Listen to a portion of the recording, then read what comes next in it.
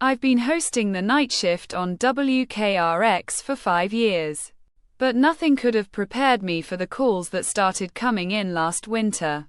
At first, they were just weird. But then they became something more. Something that made me question my own sanity. I've always loved the night shift.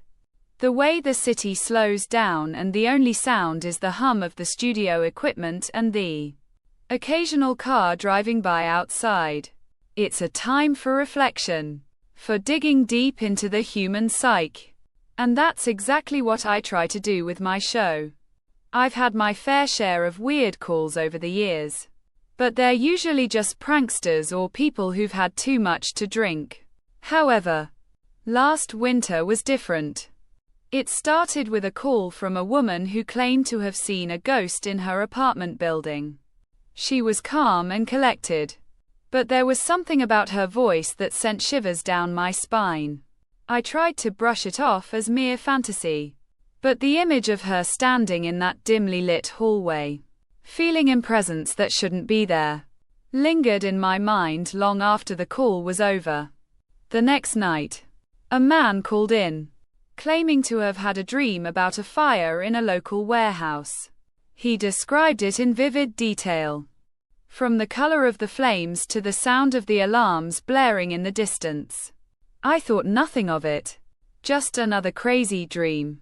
But the very next day, I saw the news report about a warehouse fire that had broken out just a few blocks away from our studio. The details were eerily similar to what the man had described on my show. I started to feel a sense of unease. Like I was trapped in some kind of twisted reality. The calls continued.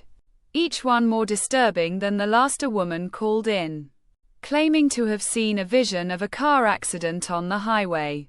And the very next day, it happened. A man called in, describing a robbery that would take place at a local convenience store. And sure enough, the police reported a robbery at that exact location just hours later. It was as if these callers had some kind of precognitive ability. Or maybe they were just really good at manipulating me. I didn't know what to believe.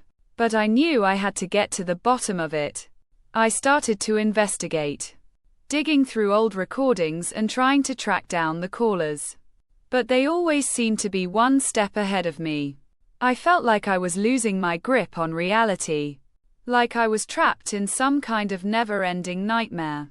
The calls kept coming. Each one more sinister than the last. I started to wonder if I was somehow responsible. If my show was somehow attracting these people. Or if I was just a pawn in a much larger game. I knew I had to stop the show. To shut it down before it was too late. But I was addicted to the thrill. The rush of adrenaline that came with each new call. I was trapped. And I didn't know how to escape. The last call I received was from a man who claimed to have seen a vision of my own demise. He described it in vivid detail. From the sound of my own voice screaming in terror to the feeling of my heart stopping in my chest. I tried to laugh it off. To tell him he was just a sick individual. But the words caught in my throat. I knew then that I had to get out. To leave the show and the studio behind. But it was too late. The damage was done. And I was left to pick up the pieces of my own shattered sanity. I'm not sure what happened to me after that. Or if I'm even still alive. All I know is that the calls stopped. And the silence was deafening.